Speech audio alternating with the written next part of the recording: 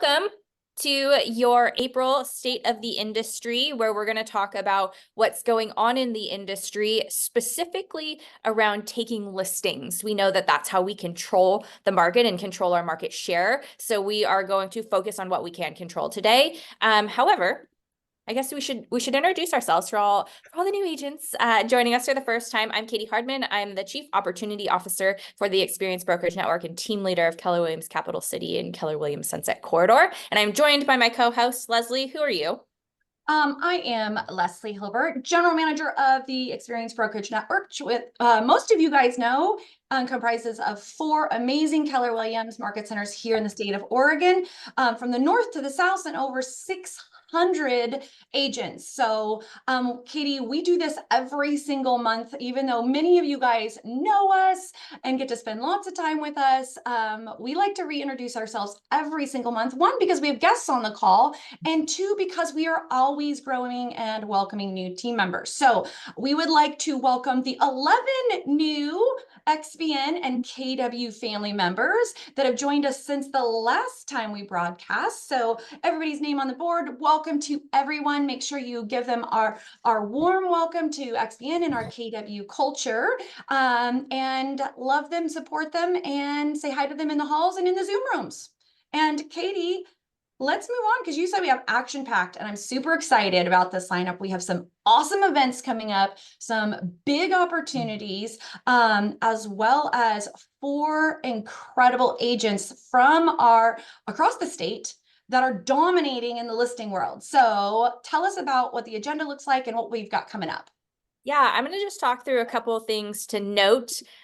First is 6 weeks of success. We are in week 2 of the 6 weeks, and I hope that you're plugging into your market center and joining, whether it's in person or if you have the opportunity to Zoom in, that you're participating in these 6 weeks of success. Every week is a new topic and a mastermind. So we're excited that every one of our market centers is bringing you value these 6 weeks. I know yesterday we did the vision speech in Capital City. Today we're doing Value Squared in Sunset Corridor and in Eugene. So I hope that you're plugging into this. And if not, reach out to your leadership team and see what's on the schedule and where you can participate.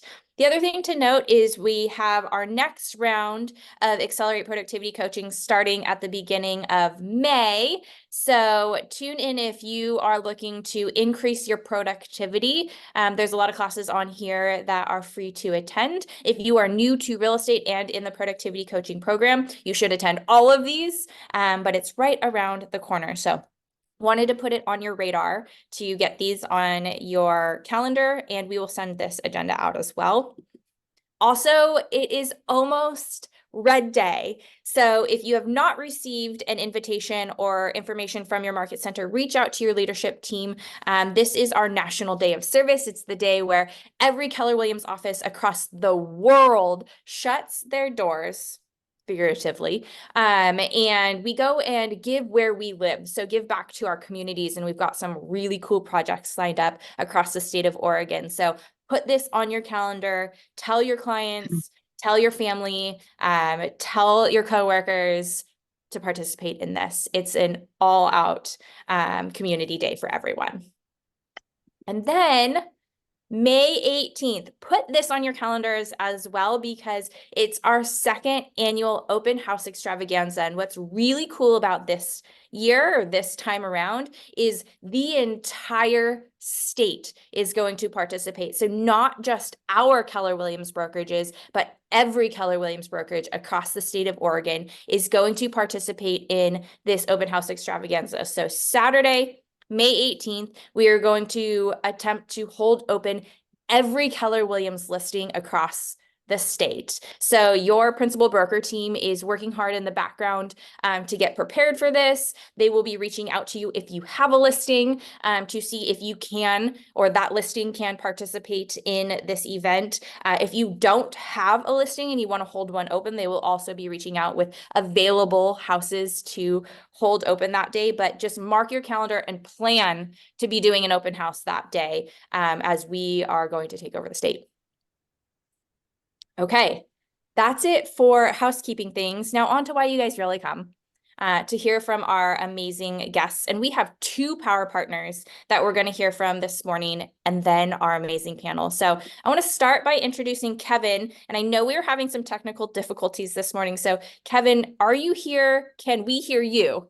Let's find out. Can you hear me okay? Yay! I Yes. had to switch Okay. computers, that's all. Yes, yes, yes. Well, I'm glad that you're here, and I'm glad that we can hear you. So tell us a little bit about what's going on with Fidelity National Home Warranty, and what would you like all 600 of our brokers to know? Well, I know that it's busy out there. We're getting busier and busier. We're doing about, at least in the Portland area, 30 warranties a day.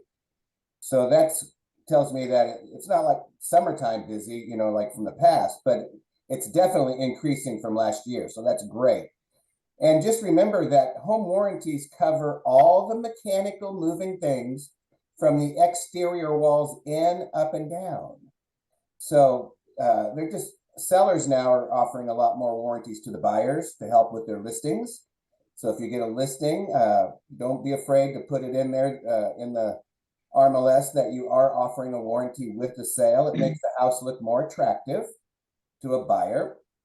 We also have complimentary seller's coverage. Katie, do you have that plans at a glance page you could put up? Give me just a second. Keep talking. I'll work on that. Okay. Yeah, another good candidate for, good candidates. Well, what's a good candidate for a home warranty for a house? Who has seen on the inspection report nearing the end of its useful life? You see that, at the warranty companies, we don't care how old things are. We just want them to work when it records. But that gives really good peace of mind to a buyer who, when you see that on the inspection report, that could be kind of scary. Like, how long is this hot water heater going to last? How long will the furnace last? This really helps out when it comes to that. There it is. Thank you. So I just wanted to go over a little bit of these plans, just so you know. Typically, if there's air conditioning in a home, the Comp Plus plan is a good place to start. If there's a refrigerator and washer and dryer, then the enhanced plan is a good place to start. And if the home is older, the Enhanced Plus plan gives something that every other plan does not have, which is money for modifications. And a modification, especially in older homes, this comes up all the time, where something new we're trying to put in doesn't fit where the old one was, and something needs to be modified. So that plan gives $1,200 towards modifications. So it's nice because normally it's a buyer's expense, especially with heating and air conditioning. If we're updating the heating and air conditioning system with a new one, there's definitely going to be modifications that need to be made. So keep that in mind. It saves the buyers a lot of money.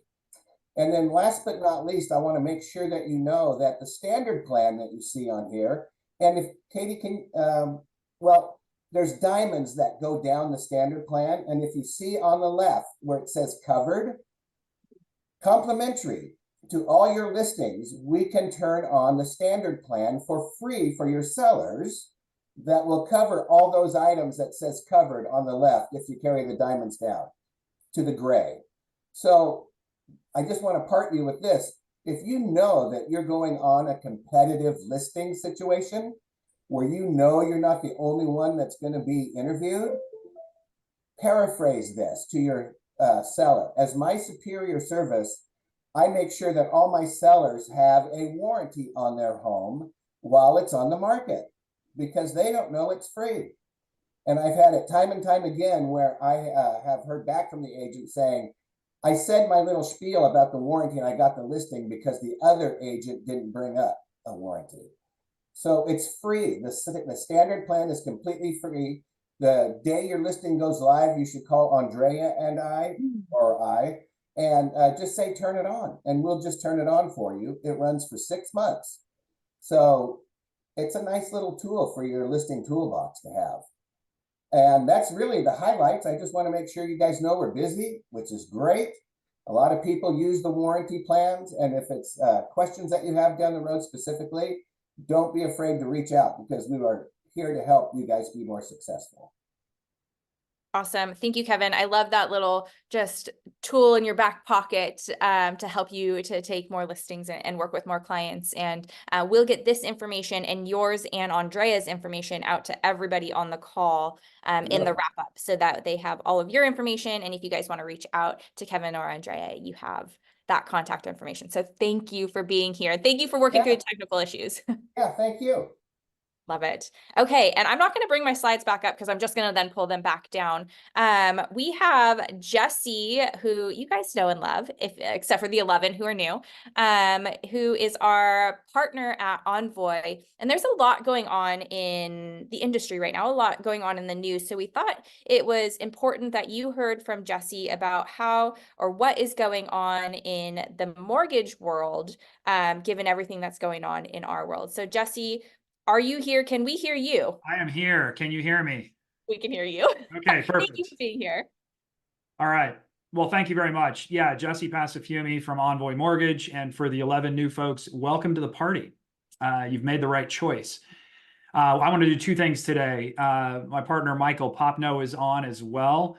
He is your primary point of contact for all things related to mortgage. But I want to do two things. Number one, I want to bring you up to speed on what's going on in the market. And then Michael's going to spend a few minutes talking about condos, which is really an appropriate topic right now because it's incredibly complex in our space. So I know you have a jam-packed agenda. Let's roll. And I will share some slides because I love my slides. Okay, so a couple things. Huge day today, and it turned out to not be a good one. When you think about interest rates, right? And everyone that was here in October, November, I was waving my arms that rates could be dropping in the first quarter. Well, they haven't dropped. And I got news for you. I'm going to get right to the punchline. Doesn't look like they're going to drop. So there's a couple of things that drive interest rates: inflation, jobs, and whatever the Fed does with that info. Okay.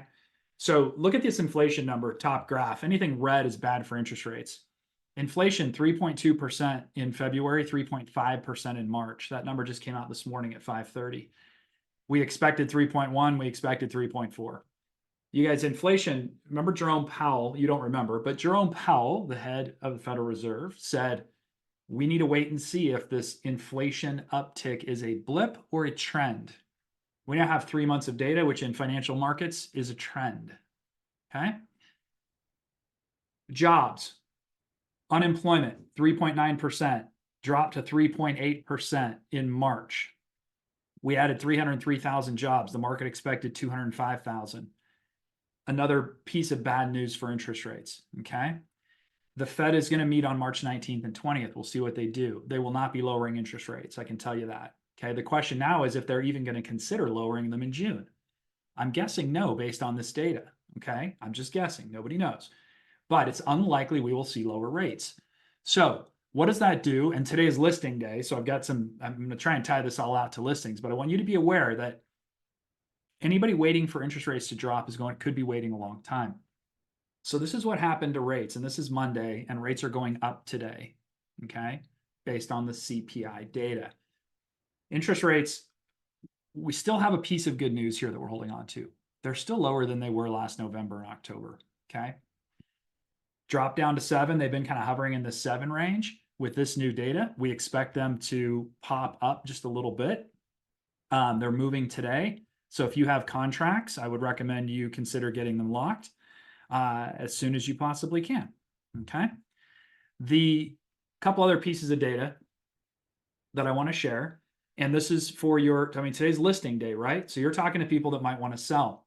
And I know your market is very constrained from an inventory perspective. There's kind of these multiple offers happening, but the nation is kind of going a little bit the other direction. The real estate market's actually softening a bit. So you want to make sure you have the right tone with sellers. And this is interesting. March 19th. I'm sorry, I typo, April 19th. Tammy, I'm just looking at the chat here. April 19th and 20th. That was a Jesse typo. If I don't have one typo in every single slide deck, I'm doing something wrong. And Tammy wins the prize today for finding mine. There may be another one. Here's the deal. For your folks that are selling, market's hot, things are good, people are feeling strong in the greater Portland or most across Oregon. for the most part. But look at purchase applications, okay? Purchase applications, this is a week-by-week look at purchase applications. 3 weeks in a row, the number of new purchase applications has dropped. With today's news, we expect this week to be down as well. Our data at Envoy is showing purchase applications dropping. So we have been living in the last month or so on this major kind of spike that we had in the beginning of January and the beginning of March. There are fewer buyers coming into the market. These buyers are incredibly sensitive to rates. So when you're talking to your potential sellers, you want them to be aware that, hey, we need to price this home correctly and we need to think about marketing it correctly, because look at what's happening in the market. We would expect this number to be increasing in the spring due to just base seasonality. It is not, thanks to interest rates. And then there's some NAR settlement kind of noise, right? Which we're not going to get into. So applications are down. Communicate that with your sellers. As you guys get into how to generate more listings, you want to think about that. Here's the other thing that's interesting. And I know the story in Oregon is slightly different, but nationally, listings are climbing. Okay. We're 25.5% over last year. And I'm sorry, we're 14. The number of new listings is up 14.9%, and active listings is about 25.5% up over last year. More homes available now than we had last year. Okay, across and this is a national number. Use your local data, but you want to tell the story on inventory. In my little town, I'm in Northern California, in a little town called Auburn. All winter, we've had like 2 houses that have been listed in the $700,000 to $800,000 range. Balloons, how nice. Right now we have about 6 homes. So we're seeing this happen in this kind of core price range for my market in my little town. So I want you to take a look at what's happening and make sure you communicate with the folks that you're going to list houses for. Here's another interesting stat. For every 1% drop in rates, another 5 million households qualify for a $400,000 mortgage. Okay. So this is kind of more of a buyer story. And I know it's listing day today, but there's this next slide. I'll tell you why that's important.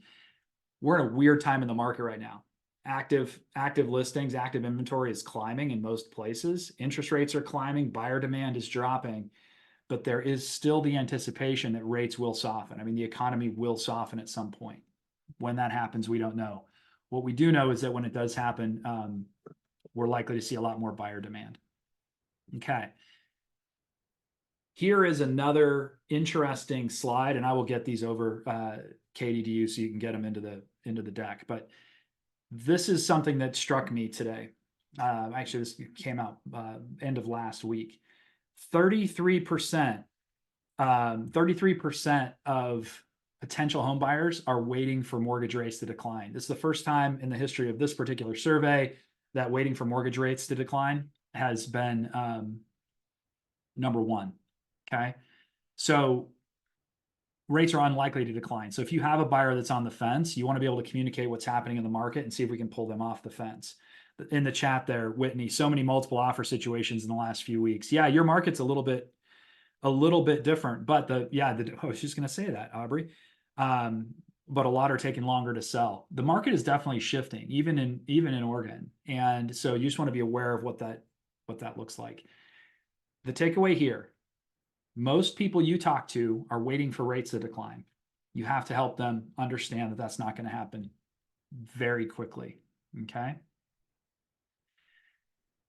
For your sellers, we have a lot of multiple offer situations. So I'm just going to show you 2 products that are interesting, but we have been talking a lot about acting like a builder. You as a real estate agent, right, can get in, like when the home warranty is a phenomenal thing to put into your listing package. We would also love for you to use financing more frequently in your listing package to help create incentive. So here's how I'm seeing this today. I'm seeing this as, hey, listen, active inventory is up. Okay. Things are taking longer to sell. The duration on market is taking longer. Look at that stat at the bottom of this slide. Price reductions on active listings nationally, 31.9%.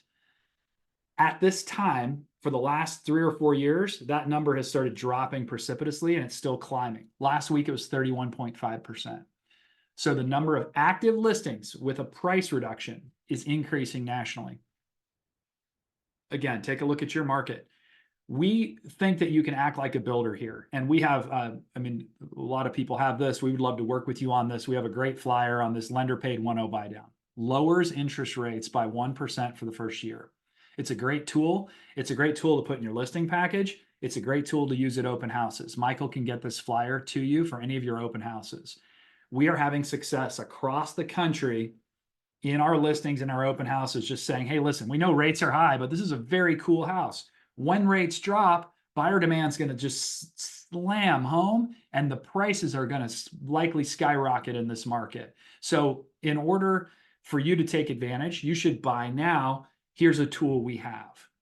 Okay. So the lender paid 1.0 buy down reduces the first year interest rate paid for by Envoy. And again, Michael can get you that, get you this flyer, but we're having a lot of success there.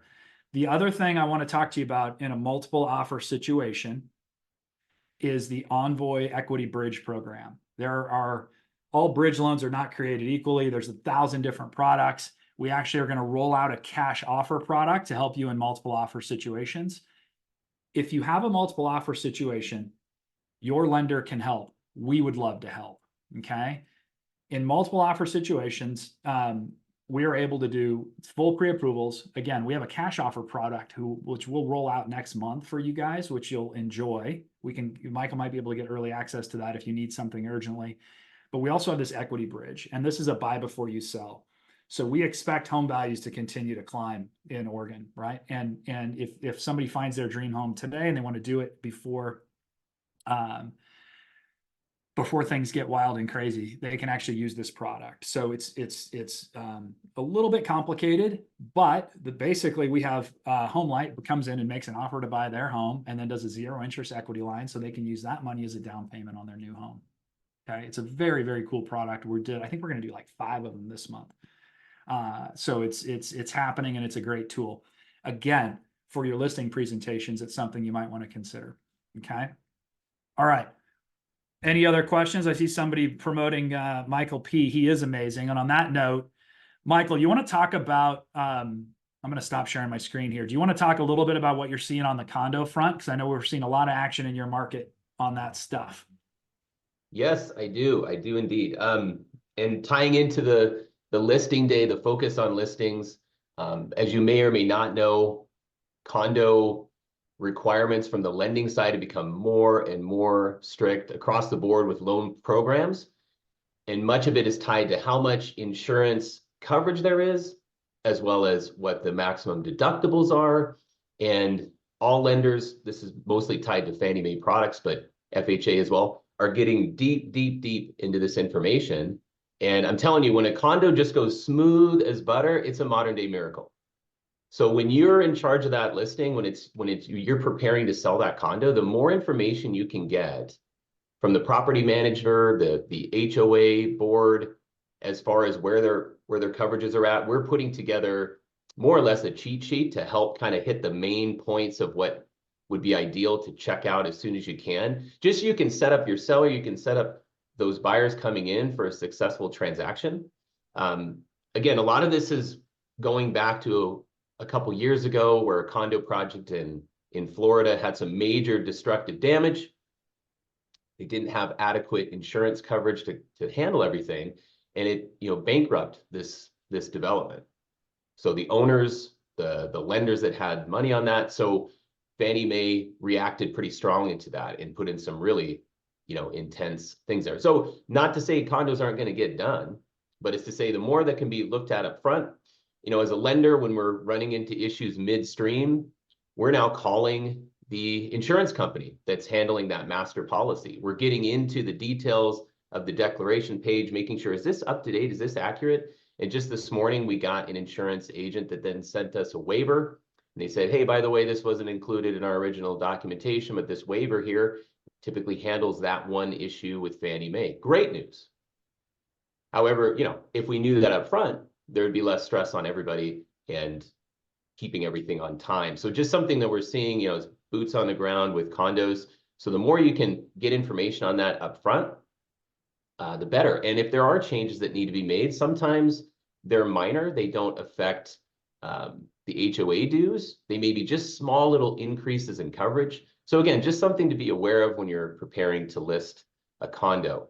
And then just going back a little bit to the buy before you sell strategies, I will say that that product works great for a certain demographic, depending on how much equity they have in that property and depending on their needs to perhaps, you know, get out of that place and stage it really well before they sell, especially if it's like a luxury property. For many other people, what can be a great strategy, and you may be well aware of it, but it's having them set up a line of credit on their property now before they list it, having access to a good chunk of that equity. And over many, many years, I've had a lot of clients have great success with that, setting up that line of credit, not paying any money on the interest, not paying any money to set it up. So it's there. If they don't need to use it, great. It gets closed out when they sell their home, just like their first mortgage would. If they do need it to bridge the gap, a lot of times we'll have them pre-approved based on drawing on that HELOC for the funds before they close. And when their income can support both of those housing payments, which again, many people don't want to have both of those housing payments, but when their income can support it, that gives them that ability to be non-contingent, which is going to be huge in those multiple offer situations. So just a couple things to think about on your listing day. Please feel free to reach out to me anytime, questions on any of these things or other lender-related things, of course. I'm here to help, so reach out anytime. All right, thank you. All right, Michael, thank you very much. And team, we would love to work with more of you, and would love to earn that business. We are building a toolbox that should help you do more, close more transactions, right? So watch for our Monday market spotlight email. Gives you some decent scripts and some stuff. I keep getting emails, hey, can I use this? The whole purpose of that is for you just to copy and paste that thing or go record videos on it. So, you know, we put that content together for you, use the heck out of it.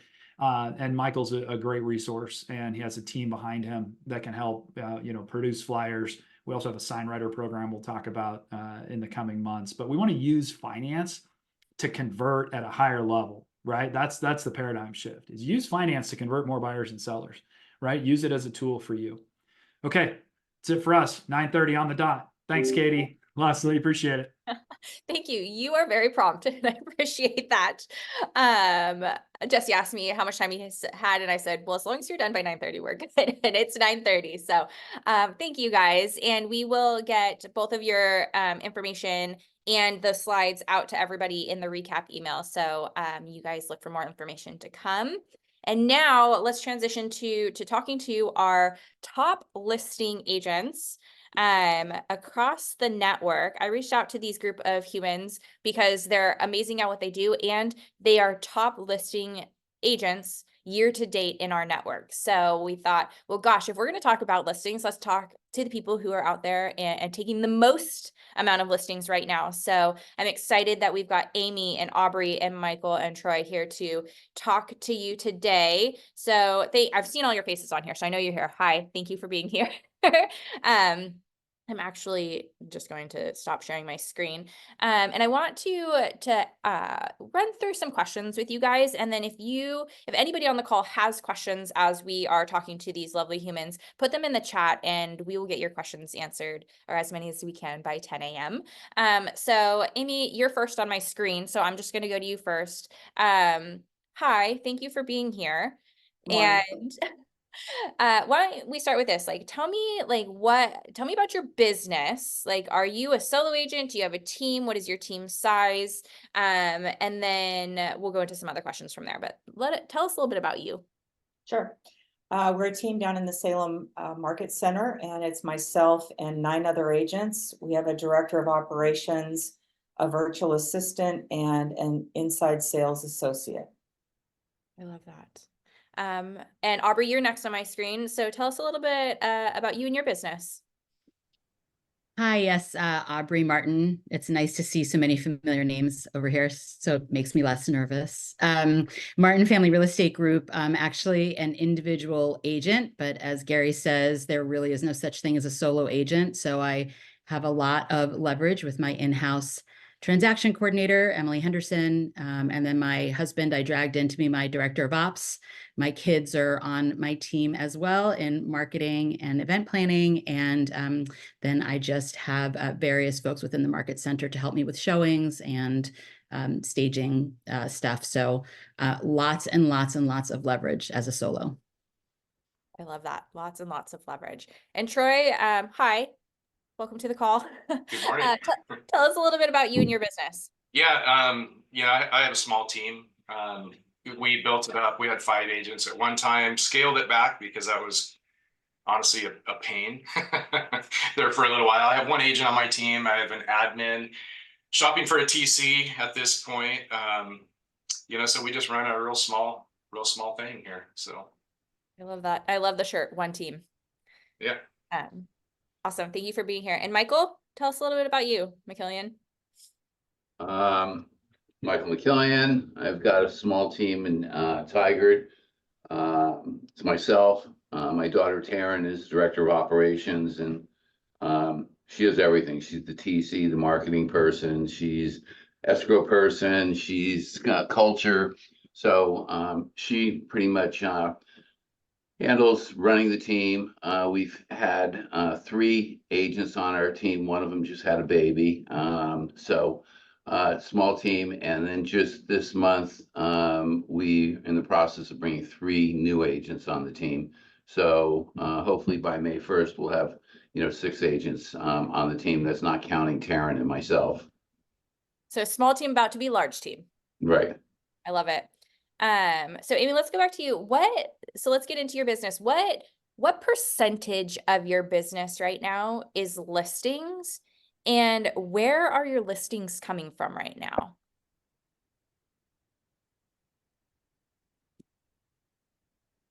About 46% of our business comes from listings, and nearly half comes from Sphere and past clients.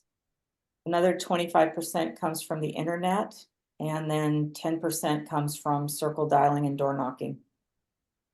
I love that you're like, if we're talking about a millionaire real estate agent business and they say 50-50, you're just about there. And I love that you know your numbers. That's incredible. Has that stayed steady, like those percentages as far as where the business comes from, or is that different now as opposed to past years? Past years, Sphere and past client has always been about 50%, or, say even 5-10 years ago, more than that. It's the second category that's changed though. In 2021, 2022, our second highest category was agent referrals, and that's flipped to the internet. And I think that's a reflection of the change in the marketplace. Yeah, that's interesting. Tell me a little bit more about that. Like, what do you think that flip, or what changes have happened? Like, why do you think that change happened? Well, I think we're committed to working our business consistently through lead generation. So we're staying on top of that. But I think, as the market has gotten more challenging, we know that agents have left the market. There's just, less business that's being transacted percentage wise. And so I think that's where that reflection is coming from. So it's just, we've always had a multifaceted business. And so it's been good that we've been able to come in, working our internet leads where others may pass on those thinking that they're bad leads, and they're not. They just take longer.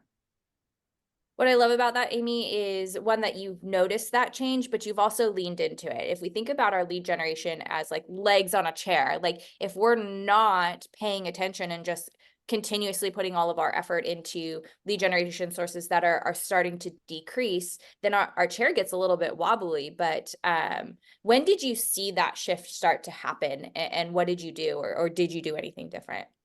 Well, that particular shift I saw happen in 2022. But even going further back, one of the reasons that I decided to build a larger team and frankly join Place for support in that was, as I was aging in the business, I noticed that my sphere of influence, my past clients, like attracts like, and so they are my age in general. And as you grow older, you have less life events that impact your reasons for selling. And so I saw, a lot of people brag about having an 80-90% sphere of influence business. And I always kind of chuckle under my breath and know that that's possible. And it's very nice when you're in your 20s, 30s, 40s, but you start to hit about your mid 50s and 60s. And if that's your if that's your primary source of business, then when you hit your 60s and those life events start to fade away, so does your business. And that was when I made a strategic decision to invite younger people to join me so that we could refresh that area.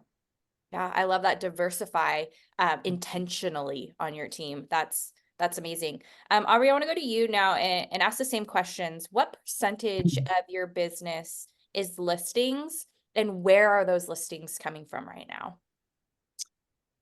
Yeah, so I posted on Facebook last week that I went kicking and screaming into being a listing agent. And if anybody asked me about having listings, I would tell them that that wasn't my focus. But as it turns out, I really am 50-50 with listings, and I do them at a pretty high level. 90% of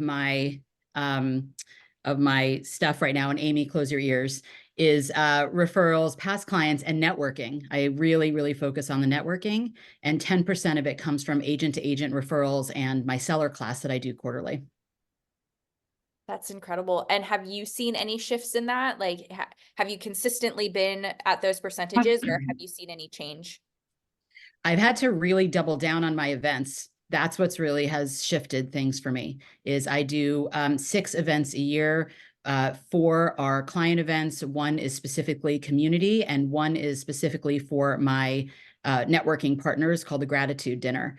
And so those events, the going really diving deep into those personal relationships, has really where most of my stuff has come from. I'm not awesome, to be honest with you, about networking at like family reunion and mega camp. I just sort of want to like present and then go into my corner and hibernate. So I don't do as much with agent-to-agent referrals as I should. And then for the seller class is really meant more for people that are kind of in the beginning of their process, because we bring in like a contractor and an inspector so that they know kind of not just what the market looks like, but what they need to do in order to get their home on the market. Those are slow burns. So those are people that are now in my database. We put it out there on socials, we get them into command. So those are kind of slower to convert. But certainly those have a great return on investment, because we don't pay anything, for those leads that are not necessarily from referrals, not from networking, and not from me paying to go to family reunion or mega camp. Yeah, a lot cheaper than flying to Vegas and or driving in my case. Or driving, yeah, and all those expensive dinners. When did you start leaning in more into events? When did you notice that was needed for your business? I actually really started that in the pandemic. And because we were trying to sort of, and I know everybody dreads the word, but like pivot into figuring out how we were going to get in front of our clients. So learning to do different types of events, we really sort of leaned into it then, but really ramping up the communication before and after events, or just checking in on clients when we had the ice apocalypse, or if I have tickets for the home and garden show, like any opportunity to really dive in deep with my clients. That's really been, I would say, in the last couple of years. You're keeping that idea top of mind and finding creative ways to be touching. Sorry, I know you don't like that word. I really don't. It's super creepy, but okay. Yeah, I do. Whatever opportunities come up where I can have a conversation with clients where it's not like, hey, who do you know who wants to buy, sell, or invest in real estate? Like I want something of value to share with people. And so I'm always looking for opportunities to do that, whether it's to invite them to something or follow up with them about something. So, but that is where my listings come from. It's really, honestly, it's the referral and networking relationships most for the most part. I love that. Troy, what about you? What percentage of your business is listings, and where are they coming from right now? Yeah, that's an easy one. 70% of my listings in 23 were from my sphere. That was my database. Well, 70%. of my business was listings, and it's almost the same that came from my database. So it's Well, about after the hearing same. Amy, you might need to diversify. What's that? Is it after hearing Amy, you might need to diversify a little bit? Yeah, I heard that. You know, I'm kind of in between those age groups right now, so I kind of have it on both sides. I haven't really noticed that too much in my area. You know, I work with, you know, my friends' kids that are now buying houses. I'm 52, so I get that end of it, and I'm also selling my friends' parents' houses right now, so that kind of helps a little bit there. It's about, you know, a little bit more than it was last year. In 22, 56% of my business was listings. So it's increased over the past year for sure. And is that intentional? Like, are you focused more on listings, or has that just been what your sphere is needing right now, is to sell their homes? I've always been focused on listings. When I started in 94, and my broker at the time, Jim Remley, beat it into my head that you work with listings. If you have inventory, you're going to have sales. Buyers come to the inventory. So I chauffeured buyers around for a couple of weekends. They bought a for sale by owner, and I took his advice after that and became a listing agent. So I love that. Michael, what about you? What percentage of your business is listings, and where are they coming from right now? 54% of my business is listings. 80% is coming from referrals from my sphere. 10% is coming from lead aggregators, and 10% is coming from expired listings. Whoa. And have you noticed that that has changed at all recently? Like, have you always had that 80% referral, 10% lead aggregators, or has that changed for you in the last year or two? I've always been high on sphere, but the past 3 years I really worked on learning and working lead aggregators. Most of them are, you know, on the buyer's end of it. Middle of last year, from a bunch of the mastermind groups that I'm involved in, they were all talking about interest rates dropping around the middle of this year, July to be specific. And they said, really lean into your sphere, because that's where you're going to get a lot of your business. Pent up demand for sellers that, you know, are tired, you know, either need to get bigger houses or downsize. And when interest rates came down into the sixes, you probably see that. So, yeah, I mean, I've had a ton of people out of my sphere just call me out of the blue and just go, I want to sell, I want to move. You know, I do keep in touch with my clients on a monthly basis. I belong to Buffini and Company. So every month I've got an item of value that gets mailed out. And then in the middle of the month, we do an email that goes out. I should be calling my clients like everybody should, but you know, don't really get around calling my database, which I'm going to be working on. And then also doing pop buys and personal notes. So when I look at it, you know, just the fact that I have 2 touches a month keeps me in front of them. And, you know, when they decided that they wanted to sell, you know, they called me. I got somebody moving to Montana, somebody moving to Missouri, and then, you know, people just all over the place. So when I look at my business now, you know, my listings are 54%. I've got 7 listings coming on in the next month. And out of those 7 listings, one's a lender referral. And then all the other ones are basically referrals out of my, oh no, one's a lender referral, one's a lead aggregator referral, and the other 5 are from my sphere. Yeah. And you, to have a business of 54% sphere, how big is your database that you're touching twice a month? 100 to 200.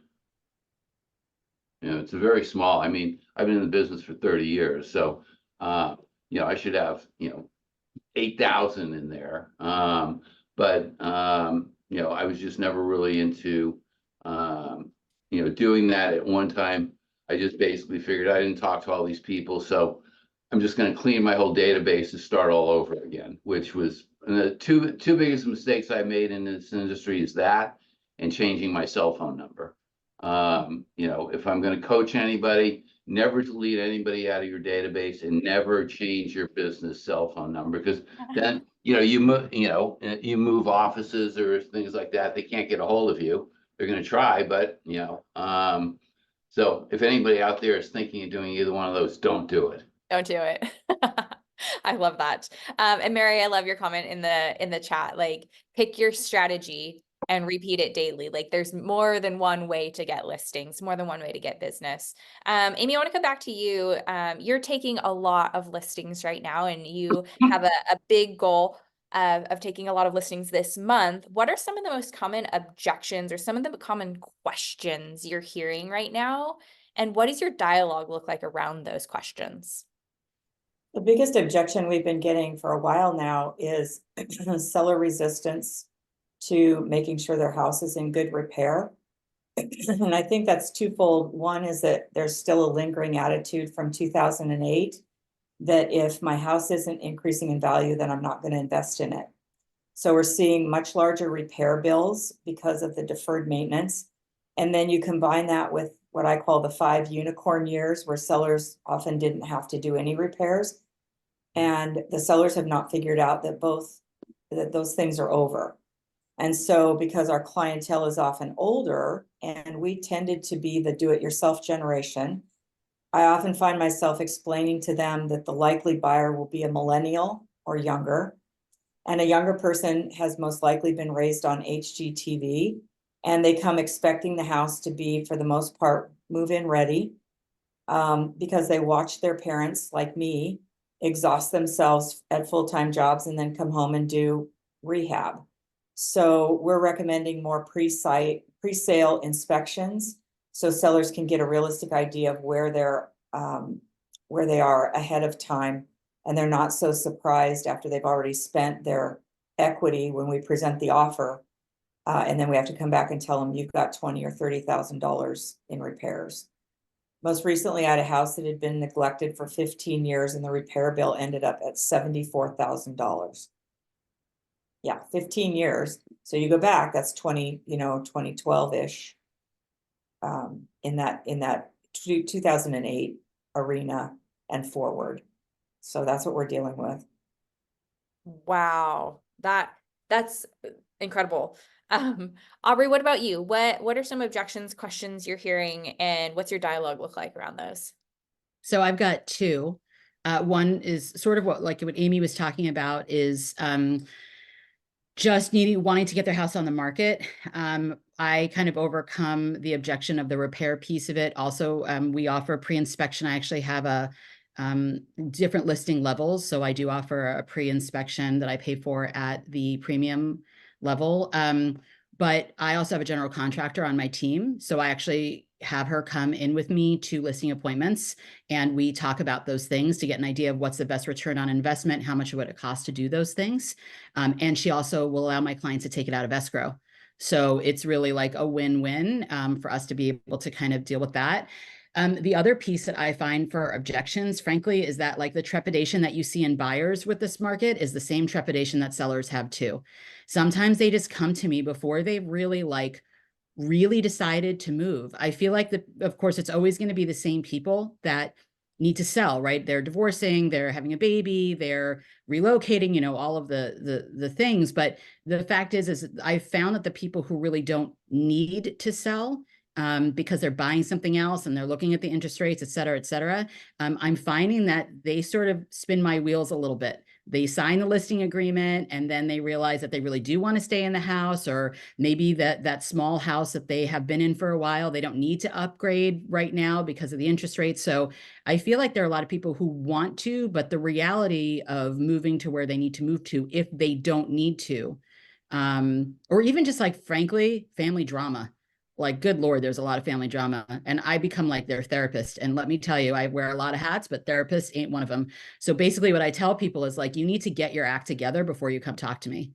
Like, that's the reality of it. Like, you need to figure out, like, if in fact you are ready, willing, and able to sell. And when you get to that point, I will like give you 150%.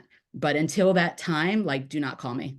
Honestly, like, I know that it's kind of a rough thing, but like, I spent so much of 2023 coddling sellers who ended up not selling. And I have 3 kids. I have a business. Like, I do not have time for that. So I really do pre-qualify my sellers a lot before we get to that point. Aubrey asked me if she could be very honest and real in today's conversation. I said, yes, please. So thank you. Thank you for that. I would love to say that, like, we're all on this call and we're all getting multiple offers and this is really easy and we have like this magic bean, but the truth is it's hard. I had more sale fails on my listings last year than like combined all of the years I've been in real estate, and not because of anything to do with the house. You know, we have our houses deep cleaned. We have a staging consult or full staging. Everything is professional: photos, Matterport, floor plans. We do open houses, paid ads. We do all of the things. And the fact is, sometimes they still sit. And the sellers are great. We set the expectation about just what actually Mike Popno was talking about earlier, about like, this is what's going on in the market. Like, there's not as many applications right now. Like, you can do all of those things and they may still sit. I disclosed to Katie earlier, like, if I feel kind of ridiculous in a way being on this call when I just withdrew a listing in Bull Mountain, a $1 million listing, because we're not getting the offers and we're going to withdraw it and put it back on in a month. But, you know, meanwhile, I'm $5,000 into staging. This poor seller has been paying a mortgage on something as well as a rental. Like, sometimes, honestly, like, the market is really, really hard. So like, it's not just about getting the listings, it's about selling the listings. It's getting to that like end point. And that end point has been harder and harder and harder. So, I mean, we make a lot of money, frankly. You know, we should work our tails off and not just put a sign in the yard and call it good. But even with all of those things, sometimes it still just doesn't work out, or doesn't work out within the timeline that you want. Yeah. That's a good point in setting expectations. Troy, what about you? What objections are you hearing? How are you overcoming them, or what dialogues are you having, and how are you getting homes sold? Yeah, I'm really grateful that most of my listings are referrals, or I'm ready to sell type of calls. But probably the most common objection for the other listings that I go out on, it's similar to the buyers. You know, I think there's a pent-up demand for homes, but I think there's a lot of sellers kind of sitting on the fence too, because they're trying to time the market. And that's always the biggest one I have to overcome is it best time now to sell, or should I wait? Should I wait for interest rates to come down before putting my house up for sale? It's the same conversation on the other side of the table with the seller versus the buyer. So grass is always greener, you know, kind of objection that you have to overcome with sellers as well. And then the second one is probably with low inventory, because we're still at under 3 months inventory in our area. Where am I going to go? If I sell my house, can I replace it? You know, and you can overcome it with certain things that you can do with that, you know, listing contingencies or extended closings or whatever you have to do. But that's still a major concern with a lot of our sellers, is where am I going to go if I sell my house? Yeah.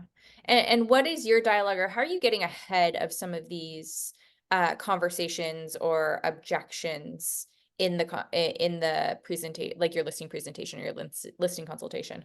Yeah, well, you better know the market, first of all. You better know how it's moving, what the trends are.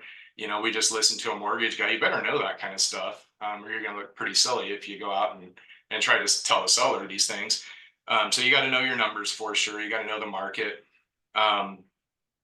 you know, and offer suggestions like I just mentioned. You know, we offer for a seller that might be hesitant of where they're going to go. You know, we can pick our closing date. You know, let's get the buyer first. You know, if we don't like their closing date, we'll work on that, or we can put it into the private remarks and overcome it that way. You know, waiting for timing in the market, that's impossible. Nobody can do that. You know, if that's the objection, I think it all comes down to the seller's motivation. I like what Aubrey said about that. You know, I actually ask my sellers, you know, on a scale from 1 to 10, where are you at on selling? And if they're too low, if they're just testing the market, I'm really not interested in taking their listing. So. Yeah, yeah.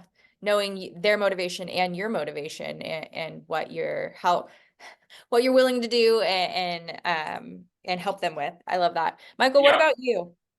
Where are questions coming up in dialogue with clients and what is your dialogue around that? It's pretty much what everybody else has been talking about. I mean, when I go into, meet a client, it's, they're interviewing me, but I'm interviewing them. And, I want to make sure somebody that I want to work with. Now, if they're referrals, I worked with them in the past, so I know I want to work with them. If it's, somebody that calls me out of the blue, wants to, I'll go in there, I'll tell them up front, we're going to sit and, it's kind of, that first date. And, I'm gonna meet you and you're gonna see if you like me and I'll see if you like you. And at the end, if we do, we'll move forward. So, I'm just pretty straightforward with that, very transparent. The fact that there's not a lot of inventory out there, you deal with this all the time, is sellers are always worried, if I sell my house, where am I gonna go? What I like to do is get them out and at least start looking at some properties. Which in reality, I tell them, you got to have your house on the market. I have one client that's putting a house on the market on Tomahawk, on Hayden Island, and they want to buy up in Washington. And we've gone out and looked at houses, and they found a couple they liked. Their house isn't on the market, over the weekend. They're pending, and they go, well, it's already pending. And I'm like, well, if it's in good condition, in a good location, it's priced right, it's going to sell. So they see that. So they just left to go to Colorado, and I've been kind of hitting them up that they got to get their house on the market. So we've got photos tomorrow. We're going to put it on the market. And just like Troy said, I tell them, hey, let's get the offer first. And then we could do, a rent back. We could do a delayed closing. But nobody wants to be homeless out there. And then in repairs, what I've seen in the market is the buyers are so picky now on repairs. I mean, I usually can negotiate out repairs really well, but we've had in the past, 2 months where we've just gotten, terminations. And, some of that's the buyers, but some of it's also the agent you're working with. They're not as professional, and they can't keep their client in the transaction. Well, if they can't do that, I can't do anything on my end. But if they at least counter back, I can usually put it together. I'll walk through the house myself, and I'll point out things that I see that need to be addressed. One house closing on tomorrow, it had a recalled electric panel. And I told him, I said, hey, this is a safety hazard. It's going to show up on an inspection. He didn't want to do it. Sure enough, it showed up on the inspection. $3,500 later, he agreed to do it. And then they did a sewer line, and the sewer line was bad, and that was another $7,000. So he's got to come up with 10 grand, to do that. But just like everybody else said, I like to get in there and get the house in marketable condition. So it's replacing carpets, painting. I'm doing on one house like a $65,000 renovation on it. New roof, new gutters, new interior, new flooring, new kitchen. But they want a certain dollar amount out of it, and I'm going to have to do that to get it to sell for that price. Otherwise, I show them, if we don't do all that, and this is what your price is going to be. So I think the biggest thing is being transparent with your clients, and just being honest and telling them what it's like out there. And if you're the professional, so you're going to tell them what's happening, and you can't have them telling you what they think's happening. Yeah, have the hard conversations up front and do the work up front potentially so that you have a home that's ready to sell. I love that. And it's the top of the hour, so I want to say thank you everybody for attending. If you have referrals for Salem, reach out to Amy. If you have referrals for Portland or Southern Washington, reach out to Aubrey and Michael. If you have referrals for Roseburg, reach out to Troy. And thank you, panelists. Thank you guys for being here. Thank you for sharing, and Happy Wednesday, you guys. We will see you again next month. We hope you have a fantastic month. Bye, everyone.